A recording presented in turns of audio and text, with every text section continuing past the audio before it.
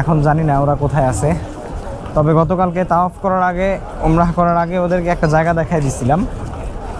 ওই জায়গাটাতে দাঁড়াতে বলছি, যেটা একদম মসজিদুল হারামে ঢোকার পথে হাতের ডান পাশে WC 8 নাম্বারের ওইখানে আন্নাহাদা একটা শোরুম আছে, ওই শোরুমের ওইখানে। এখন আমরা যাচ্ছি আস্তে আস্তে, গিয়ে দেখি পাই কিনা ওদেরকে।